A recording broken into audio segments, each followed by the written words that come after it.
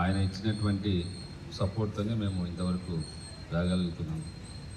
ఆయనను ఈరోజు ఇన్వైట్ చేసుకోవడం, మరి అతిథిగా రావడం అనేది మాకు కూడా చాలా సంతోషకరంగా ఉంది. సో మన తరపున, స్టూడెంట్స్ తరపున, మేనేజ్మెంట్ తరపున సార్కు ముఖ్య అతిథిగా విచ్చేసినందుకు ధన్యవాదాలు తెలుపుకుంటున్నాం. ఈ గణతంత్ర దినోత్సవం 76 గణతంత్ర దినోత్సవాన్ని పురస్కరించుకొని మనలో స్టూడెంట్స్ మీకు తెలిసిన ఏదైనా కొన్ని few words about our country, గణతంత్ర దినోత్సవం ఎలా వచ్చింది మనకి, సో ఎంతమంది సాక్రిఫైస్ చేసింటే ఈరోజు మనం ఇది ఒక పండుగలా జరుపుకుంటున్నామని మనం మినిమం ఎవరైనా మీలోంచి ఒక ఇద్దరు ముగ్గురు వచ్చి a few words about our country, our nation. Please try to come.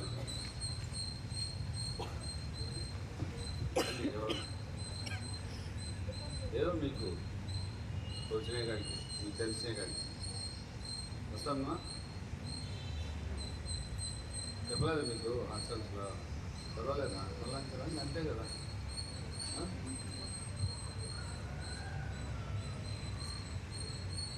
రాలేదా షై ఫీల్ అవ్వకండి.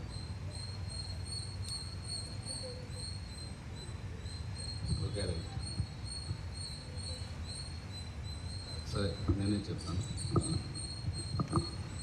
ఈ 76వ గణతంత్ర దినోత్సవం ఈరోజు ఏంటి? జనవరి 26, 1950. ఏంటి ఆ డేట్?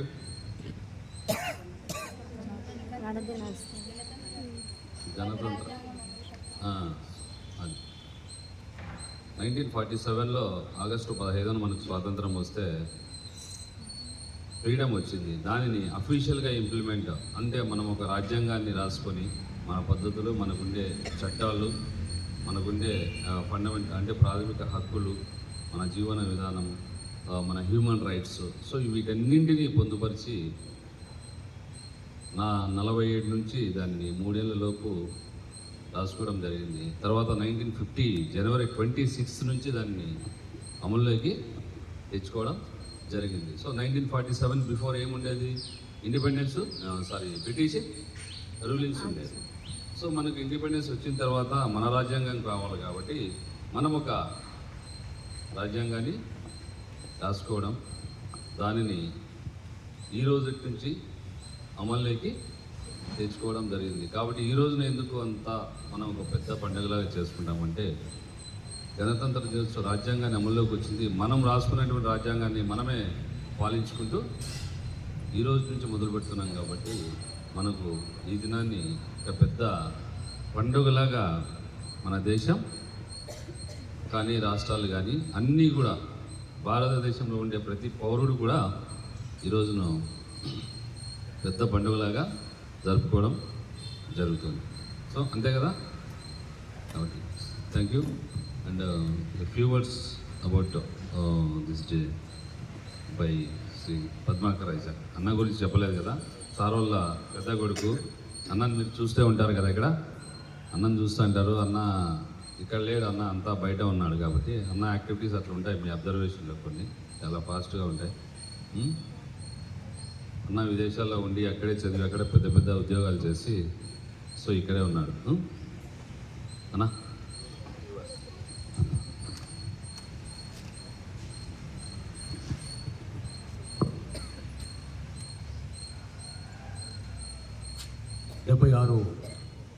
గణతంత్ర వేడుకలు మనం ఘనంగా జరుపుకున్నాము. ఫ్లాగ్ హాయిస్టింగ్ అయిపోయింది, జెండా వందనం అయిపోయింది. ఇదంతా మనము ఈరోజు అనుభవిస్తున్న స్వేచ్ఛ, స్వాతంత్రం, మనల్ని పరిపాలించుకోవడం. ఈరోజు 1950లో బిఆర్ అంబేద్కర్ గారు ఇతర దేశాల కాన్స్టిట్యూషన్స్ అన్నీ చదివి దాంట్లో కొన్ని ముఖ్యమైన అంశాలు తీసుకొని మన దేశానికి దాన్ని ఏ విధంగా ఆపాదించాలని చాలా అధ్యయనం చేసి ఒక టీమ్గా చాలామంది దాంట్లో మేధావులు కూర్చొని కాన్స్టిట్యూషన్ని రాసి ఈరోజు దాన్ని అమల్లోకి తీసుకొని వచ్చిన దినం ఇది. దాన్ని రిపబ్లిక్ డే మన ఇంగ్లీష్లో అంటాము, గణతంత్ర దినమని తెలుగులో చెప్పుకుంటాం. ఈరోజు మనము గొప్పగా అంటే మన కాన్స్టిట్యూషన్ వేరే దేశాల కాన్స్టిట్యూషన్కి తీసిపోకుండా ముఖ్యంగా మన దేశంలో ఉండే డైవర్సిటీ అంటే పలు మతాలు, పలు రకాల మనుషులు, డిఫరెంట్ రేసెస్, ఆరియన్స్ అండ్ రకరకాల జనాంగాలు అంటారు అన్నమాట. జనంలో ఒకటి, జనాంగాలు, రకరకాల జనాంగాలు ఉండే ఈ దేశం, ఇది చిన్న దేశం కాదు, చాలా పెద్ద దేశం. ఈ దేశంలో అందరికీ సరిపడేట్టుగా ఒకే కాన్స్టిట్యూషన్, అదే అమెరికాలో అయితే ఒక్కొక్క రాష్ట్రానికి ఒక లీగల్ రూల్ ఉంటుందన్నమాట. ఒక రాష్ట్రంలో చెల్లుబాటు అయింది, ఇంకొక రాష్ట్రంలో చెల్లుబాటు కాదు. కానీ మన దేశంలో అయితే హిమాలయాలు మొదలుకొని లాస్ట్ ఇంకా మన తమిళనాడు అంచు, కేరళ అంచు వరకు కూడా, కింద వరకు కూడా ఒకటే రూల్, ఒకటే కాన్స్టిట్యూషన్ మనకు ఉండడం అది మనం గర్వించదగ్గ విషయం. అంటే అప్పట్లో ఉండే ఇప్పుడంటే ఇంటర్నెట్, చాట్ జీపీటీ అంటే ఆర్టిఫిషియల్ ఇంటెలిజెన్స్ అవన్నీ ఉన్నాయి. ఆ రోజులలో వాళ్ళు ఎన్ని బుక్స్ అధ్యయనం చేస్తుంటారు, ఎన్ని కాన్స్టిట్యూషన్స్ చదివింటారు, మన దేశ పరిస్థితి ఏమనేది తెలుసుకునింటారు. ఆ శ్రమ బిఆర్ అంబేద్కర్ వాళ్ళ టీం మన కాన్స్టిట్యూషన్ తీసుకుని వచ్చి ఈరోజు మనం గర్వంగా ఈ యొక్క రిపబ్లిక్ డే జరుపుకుంటున్నాం. ప్రతి పౌరుడు గర్వించదగిన విషయం. ఇంకా మనకందరికీ ఒక బాధ్యత ఏర్పడింది. మాకంటే ముఖ్యంగా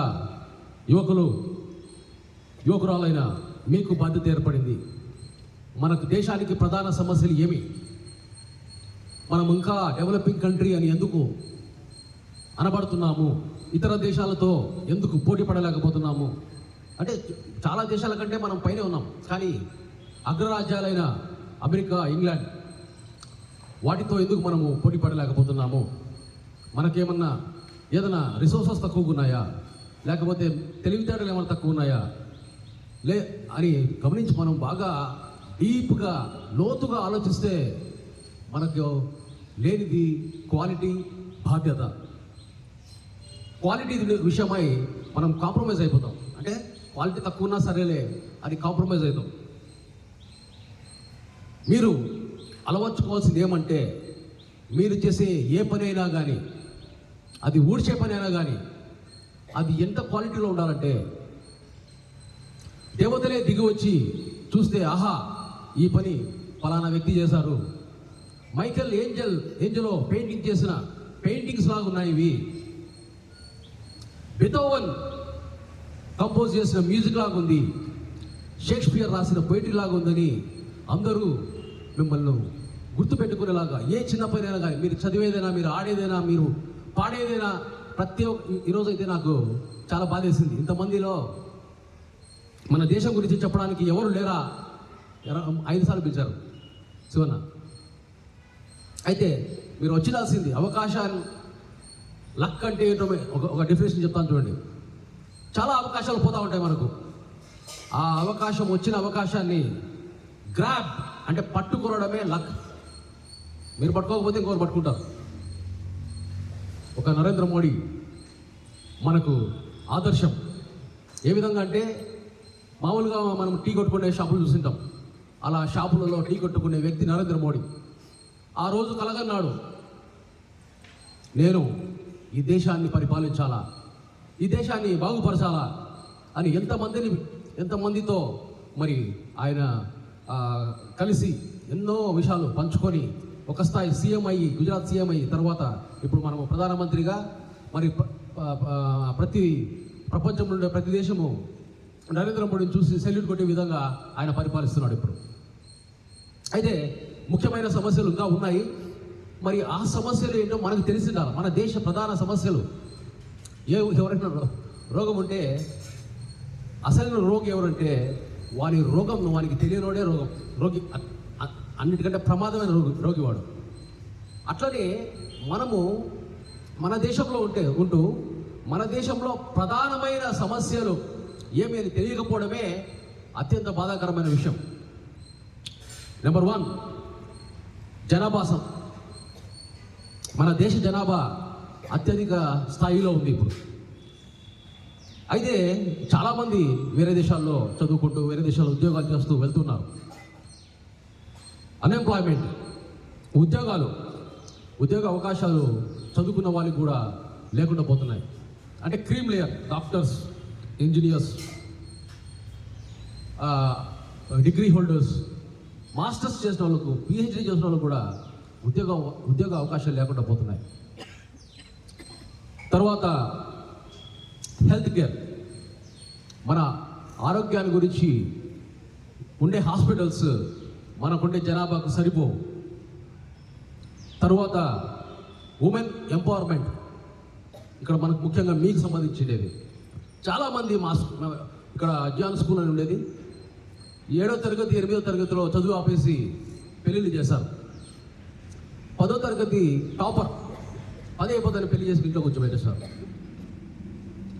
ఇంతేనా? ఒక ఆడది అంటే ఝాన్సీ లక్ష్మీబాయి, ఇందిరాగాంధీ, ప్రపంచంలోనే అత్యధిక ప్రమాణాలు కలిగిన వ్యక్తి ఎవరన్నా ఉన్నారంటే ఇందిరాగాంధీ. ఇందిరాగాంధీ కూడా ఒక స్త్రీ, మీలాంటి కామన్ నార్మల్ స్త్రీ. అయితే తను బిలీవ్ చేసింది. వాళ్ళకి ఎందుకు ఆ నమ్మకం ఉంది అంటే వాళ్ళ నాన్న ప్రధానమంత్రి. మా నాన్న ప్రధానమంత్రి కదా అని తను ప్రధానమంత్రి అయ్యింటే ఒక నెల కంటే ఎక్కువ చేసింది కాదు. దాంట్లో ఎంత శ్రమ, ఎంత పాలిటిక్స్లో ఎంత కాంపిటీషన్ ఉంటుంది, ఎంతమంది మగవాళ్ళు పక్కన ఉంటారు. మగవాళ్ళు ఆడవాళ్ళను తొక్కాలా అని. ఇది ఇప్పటి నుంచి కాదు, తరతరాల నుంచి మన హిస్టరీ చూస్తుంటే ఆడవాళ్ళను తొక్కుతూ వస్తున్నారు మగవాళ్ళు. మీరైనా కానీ ఇంకా మేము కేవలము పెళ్ళికి పిల్లలు కనడానికి అని మీరు ఒక ఆనకట్ట కట్టుకుంటే మన దేశ ప్రగతికి ముందుకు వెళ్ళేదానికి అవకాశమే లేదు. డెవలప్డ్ కంట్రీ కావాలంటే మీలో ఉండే ప్రతి మహిళ, ఇక్కడ ఉండే ప్రతి మహిళా స్టూడెంట్ నేను కూడా ఒక ఇందిరాగాంధీ అని మీరు బిలీవ్ చేయాలా. రాజశేఖర రెడ్డి కొడుకు వైఎస్ జగన్ జైల్లో ఉన్నప్పుడు తన పరిస్థితి ఏది? అటుపక్క చంద్రబాబు నాయుడు సీఎంగా ఉన్నాడు. నేను చెప్పేది జగన్ జైల్లో ఉన్నప్పుడు సంగతి. ఇంకా బయటికి వచ్చే అవకాశం లేదు, అసలు ఇంకా అయిపోయింది, ప్రాణం పోయింది అని అంత గొప్పగా బ్రతికిన జగన్ జైల్లో చిప్పకొడు తింటూ అక్కడ ఉండాల్సిన ఆ పరిస్థితిలో ఆయన ఒకటే నమ్ముకున్నాడు, నేను వస్తా, మా నాన్న ఆశయం సాధిస్తా అని. ఆ పరిస్థితి మామూలు ఉండే పరిస్థితుల్లో అనుకోవడం వేరు. ఎటువంటి వనరులు లేని పరిస్థితుల్లో డీప్ డిప్రెషన్లో ఆయన అనుకున్నాడు, నేను సాధిస్తా, మళ్ళా ఆంధ్రప్రదేశ్ సీఎం అవుతా అని అనుకున్నాడు, అయినాడు. అంటే ఇదంతా ఏమంటే మీ సబ్ కాన్షియస్ మైండ్, అంటే మనం నిద్రపోతుంటే పనిచేసే మైండ్ని సబ్ కాన్షియస్ మైండ్ అంటారు. ఆ సబ్ కాన్షియస్ మైండ్లో మీరు బిలీవ్ చేయాలి, నేను భారతీయురాల్ని. అంటే ప్రపంచంలో ఉండే మేధస్సులు అన్నిటికంటే భారతదేశపు మేధస్సుకు అందరూ సలాం కొడుతున్నారు. అలాంటి బ్రెయిన్ మనకుంది. ఆ బ్రెయిన్కు పదును పెట్టి చేసే ప్రతి పని క్వాలిటీతోటి మరి చేస్తూ మనము. ఇంకొక విషయం ఏమంటే, నేను అమెరికాలో ఉన్నప్పుడు మా కొడుకు 4వ తరగతి నుంచి అక్కడే చదివాడు. చిన్న పిల్లల్ని మీరు ఏం కావాలంటే వాళ్ళకు ఒక క్లియర్ కట్ ఐడియా ఉంటుంది. చాలామందికి 10వ తరగతి చదివే వాళ్ళని అడిగితే ఏం కావాలంటే వాళ్ళకు ఒక ఐడియా ఉండదు. ఇక్కడ ఇండియాలో మీరైనా ఇప్పటికీ మీరు ఏం కావాలా అంటే, నేను ఈ కోర్స్ చేస్తున్నాను, ఈ కోర్సుకి ఇవి ఉద్యోగ అవకాశాలని కాదు. ఒక టాప్ లెవెల్ మనం అందలేని అంత ఒక గోల్ పెట్టుకోవాలి. మీరు ఆ గోల్ వైపు పయనించాలి. అప్పుడే మీరు పుట్టిన ఈ భూమికి, మీ తల్లిదండ్రులకి, మీరు వచ్చిన ఊరికి మీరు గర్వకారణంగా నిలుస్తారు. దేశ ప్రగతికి ఎవరో వచ్చి మారుస్తారు కాదు, ఆ మార్పు మన నుంచే మొదలు కావాలా, మనమే సాధించి తీరాలా. ఇక్కడ ఉండే వాళ్ళలో ఏదో ఒక రోజు ఎమ్మెల్యేలు, ఎంపీలు, చీఫ్ మినిస్టర్లు, వీలైతే ప్రధానమంత్రి కూడా కావాలని మీరు అనుకోవాలి, ప్రెసిడెంట్ కావాలని అనుకోవాలి. అంత గొప్ప స్థాయిలో మీరు ఆలోచించగలిగితే అప్పుడే మీరు దేశానికి వెన్నెముకగా ఉండి ముందుకు నడిపించే రథసారథులు అవుతారు, లీడర్స్ అవుతారు. ఇక్కడంతా శివన్న వాళ్ళ ఊరికి సిద్ధపడడానికి మనకి ఇక్కడ చాలా సింపుల్గా కనపడుతున్నాడు. వాళ్ళ ఊరికి పెద్ద నాయకులలో, ఊరి పెద్దలలో ఒక పెద్ద ఆయన. అయినా కానీ విద్య పలువురికి క్వాలిటీ విద్య అందించాలా, తక్కువ ఖర్చులోనే ఎక్కువగా క్వాలిటీ ఇవ్వాలనే ధ్యేయంతో మరి ఆయనకు ఇది పెట్టుకోవాల్సిన అవసరం లేదు. దీని నుంచి పెద్దగా లాభం కూడా రావడం. అయినా కానీ ఆయన అక్కడ పెద్దగా ఊరికే పంచాయతీలు చేస్తేనే ఇక్కడ సంపాదించడానికంటే 10 రెట్లు సంపాదించగలుగుతాడు ఆయన. అయితే మీరు ఇలాంటి కాలేజీలో ఈ క్యాంపస్లో చదివిన వాళ్ళు చాలా హైయెస్ట్ ప్లేసెస్లో ఉన్నారు. ఇప్పుడు అన్ని దేశాల్లో ఉన్నారు. ఇక్కడ దాదాపుగా జియాంగ్ స్కూల్ 1990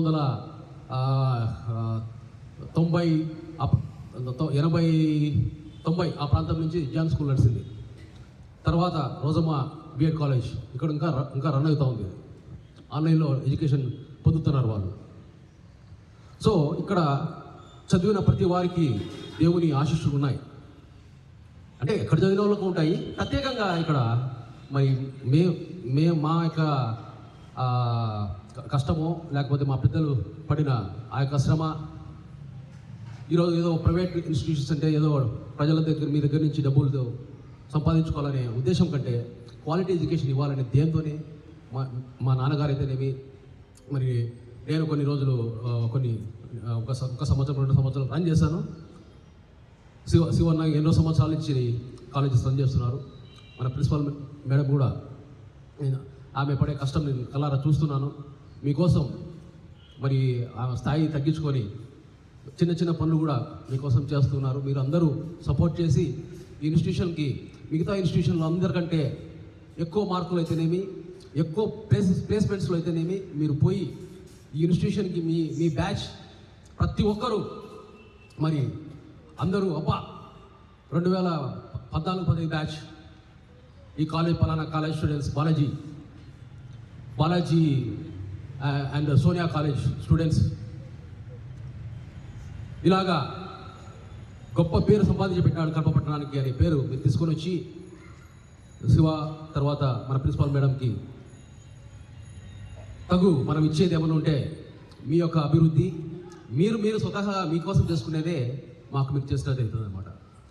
అందుకని ఈ 76వ గణతంత్ర వేడుకల్లో మీకందరికీ ఈ యొక్క స్ఫూర్తిదాయకమైన మెసేజ్ మీకు ఇస్తూ మీది మనము ఇంట్లో మన తల్లి పట్ల ఏ విధంగా అయితే బాధ్యతగా ఉంటామో మన దేశం పట్ల కూడా అదే విధంగా బాధ్యత ఉండి దేశాన్ని మన దేశాన్ని ప్రపంచంలో మొదటి స్థానానికి తీసుకెళ్ళడానికి ప్రతి ఒక్కరికి కృషి చేయాలంటూ మీకు చెప్తూ ఇద్దరితో సెలవు తీసుకుంటాను. జై హింద్.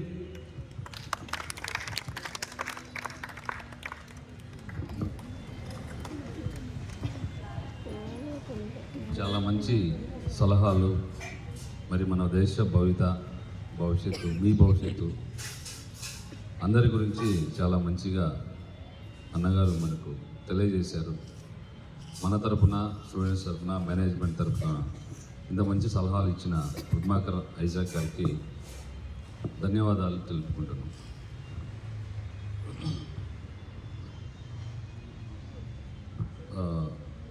చివరిగా టైం అయింది కాబట్టి సార్ మా శ్రీ రాష్ట్రపతి అవార్డు గ్రహీత కె రాజారత్నం ఐజాక్ సార్ గారిని మాట్లాడవలసిందిగా కోరుచున్నాను.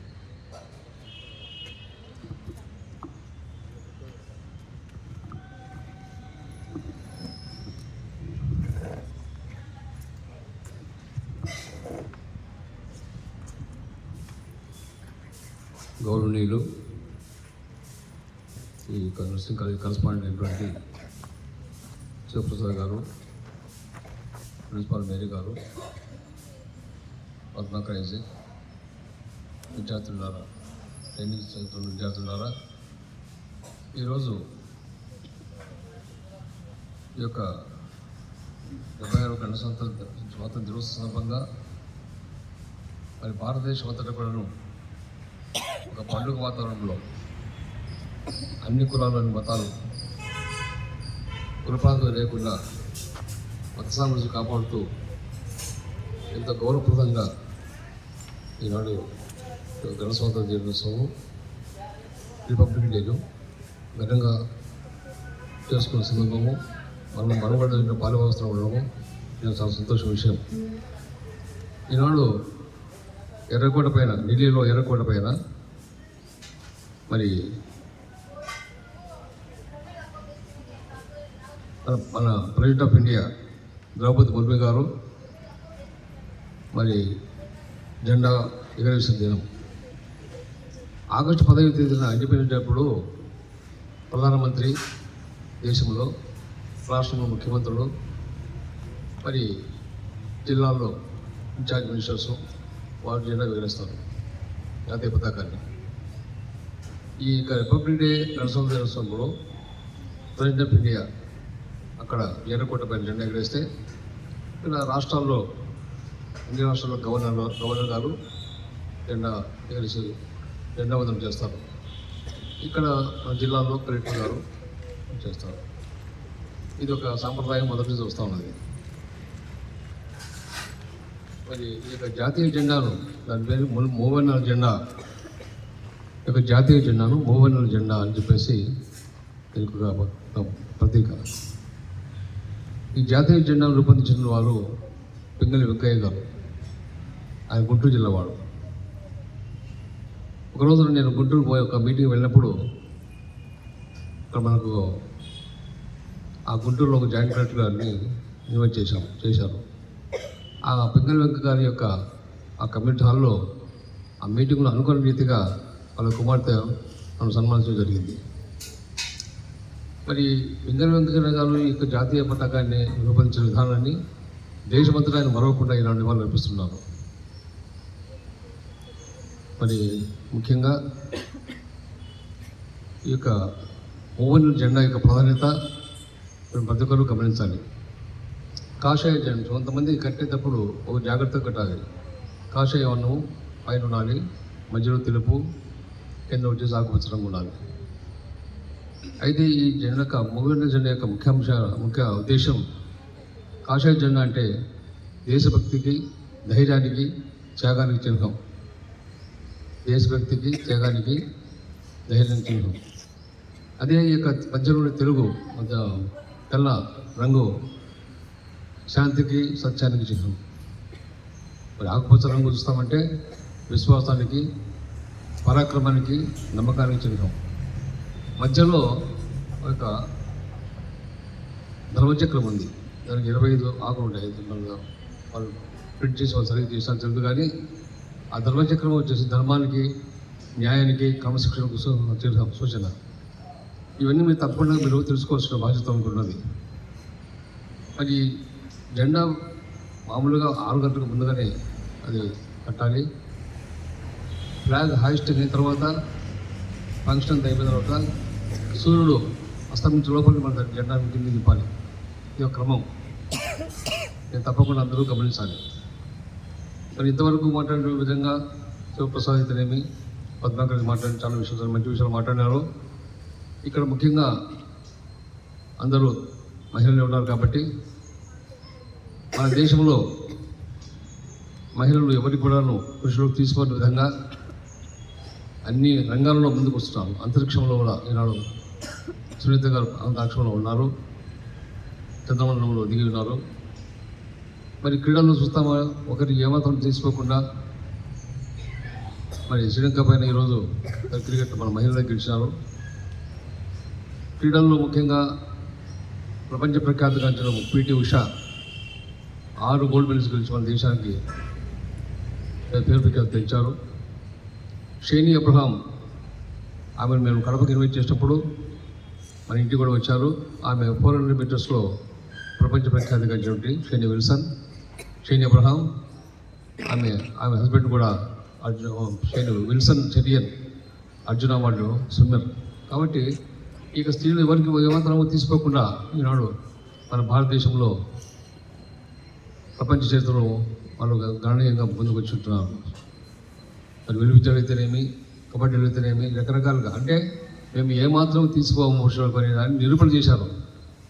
అంత మునుపు రోజుల్లో ఇంతకుముందు ప్రభుత్వాలు చెప్పినట్టుగా స్త్రీలు ముందుకు రానికుండా వారిని మరి ఎప్పుడు చూసినా వాళ్ళు మాకు తక్కువ అనిపించే పరిస్థితులు ఉన్నాయి.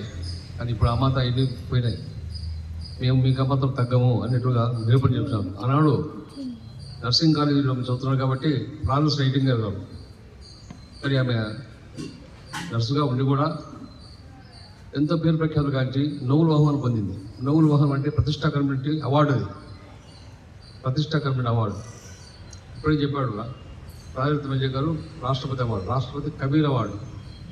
కబీర్ అవార్డు అంటే దేశంలో ఇద్దరికి ఇచ్చారు, ఒకటి నాకు, ఒకటి అస్సాంలో మహమ్మద్ ఐనుల్ హక్ అని వాళ్ళకి. మరి అది ఒక ప్రతిష్టాకరమైన అవార్డు. అట్లా అలా కూడా ఫ్రాన్స్ రైటింగ్ ఎలాగైతే నోబెల్ బహుమతి పొందిందో ప్రపంచంలో పేరు ప్రఖ్యాత అవార్డు అది. మీరు కూడా మేము ఎవరికి తీసుకోవాలి విధంగా మేము కూడా మంచి పేరు ప్రఖ్యాత తెచ్చుకోవాలా, మంచి నర్సుగా మంచి పేరు రావాలి అన్నట్టుగా మీరు ప్రయత్నం చేయాలి. ప్రయత్నం లేకుండా ఏ పని చేసినా విజయం సాధించవచ్చున్నటువంటి ఆ యొక్క నమ్మకాన్ని, ఆ యొక్క స్లోగన్ మీరు మనసులో పెంచుకోవాలి. అందుకే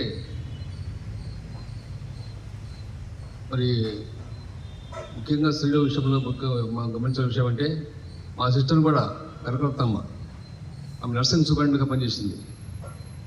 నర్సింగ్ సూపరింటెండెంట్ పనిచేసి మిలిటరీలో ఉదంపూర్, ఢిల్లీ ఉదంపూర్లో మిలిటరీలో పనిచేసి వచ్చింది ఆమె. మరి ఆమె ఎక్కడ పోయినా కూడాను గోల్డ్ మెడలిస్ట్ ఆమె, ఎక్కడ పోయినా మంచి పేరు పెరిగింది. అంటే నేను ఎందుకు చెప్తున్నానంటే ట్రైనింగ్ నేర్చుకోవడం, చదువుకోవడం కాదు, దీంట్లో మేము ప్రతిష్టకరంగా నర్సు అంటే మంచి పేరు తెచ్చుకోవాలి. అందుకే ఈనాడు కేరళ స్టూడెంట్స్ ఎక్కడ పోయిన దేశంలో వాళ్ళు మంచి పేరు తెచ్చుకుంటున్నారు. నెక్స్ట్ తమిళనాడు, నెక్స్ట్ ఎలాగున్నా మీరు కూడా మంచి పేరు తెచ్చుకోవాలి.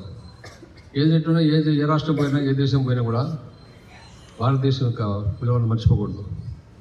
ఈనాడు స్వాతంత్రం వచ్చిందంటే మన దేశంలో రవి అస్తమించిన ఆంగ్ల సామ్రాజ్యం అయినటువంటి 250 సంవత్సరాలు బ్రిటిష్ వారు పరిపాలించిన దేశం అంది.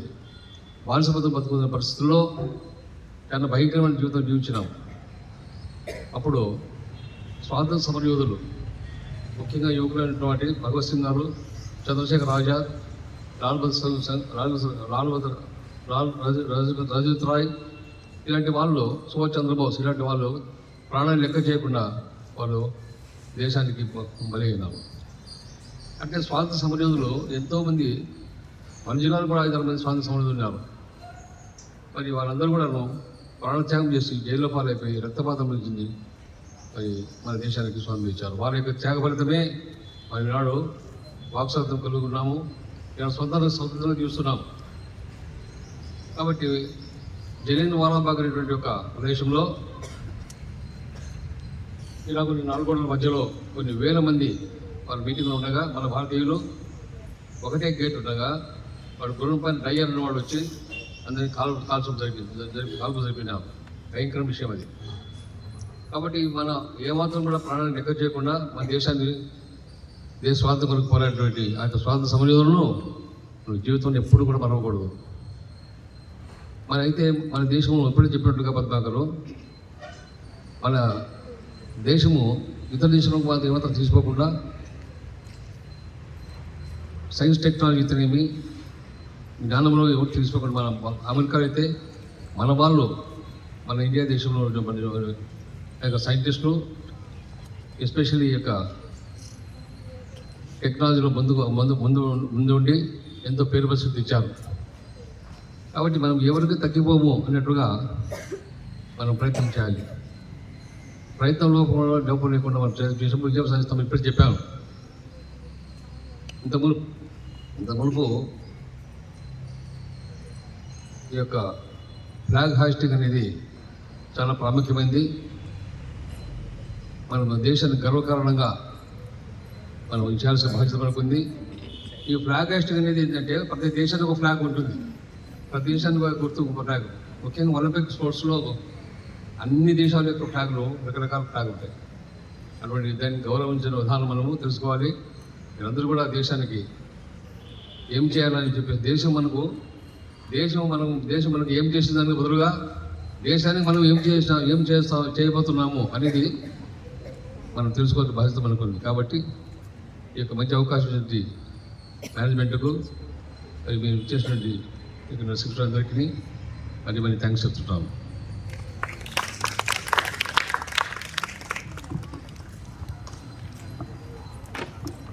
Thank you so much sir. మీరు ఇచ్చినటువంటి వాల్యుబుల్ అడ్వైజెస్ని మా స్టూడెంట్స్ మేము కూడా యథావిధిగా పాటించి మేము కూడా ముందుకు పోతామని తెలియజేసుకుంటున్నాం. మా స్టూడెంట్స్ తరపున మా తరపున సార్కి చిన్న చిరు సత్కారం చాలు మొత్తం. So please come all the students.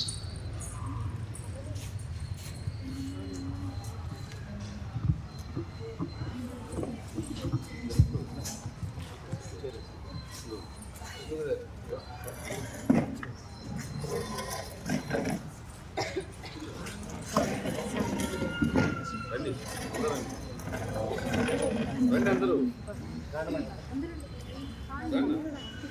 రండి, అయిపోయింది.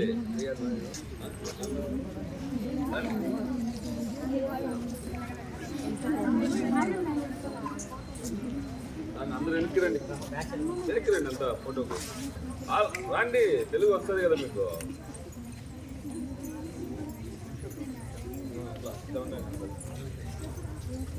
మేడం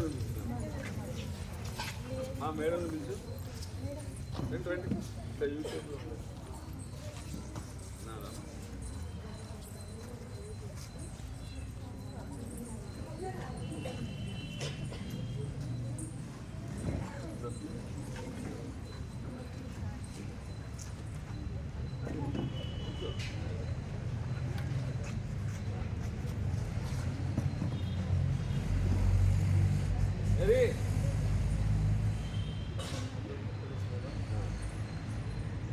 ఇట్లా నిల్చుకోండి. అందరు ఇట్లా ముందుకు ముందుకు మీరు ఇక్కడ రండి. ఇక్కడ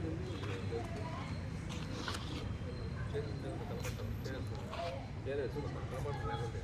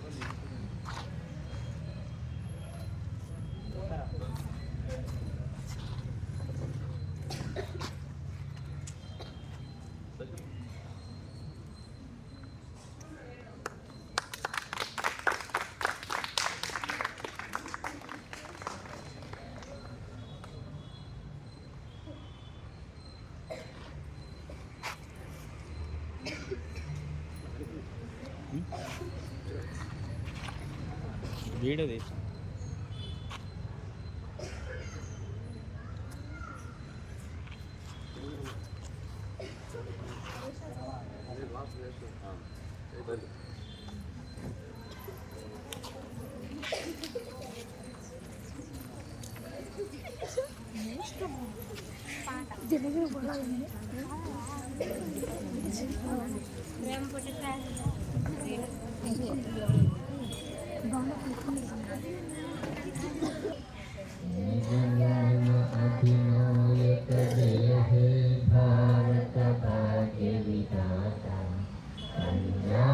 सिंधु गुजरात मराठा द्राविड उत्कल गंगा विंध्य हिमाचल यमुना गंगा उत्कल जलधि तरंगा तव शुभ नामे जाहे तव शुभाषिष माहे गाहे तव जय गाना जन गण मंगलदायक जय हे भारत भाग्य विधाता जय हे जय हे जय हे जय जय जय जय हे जय हिंद.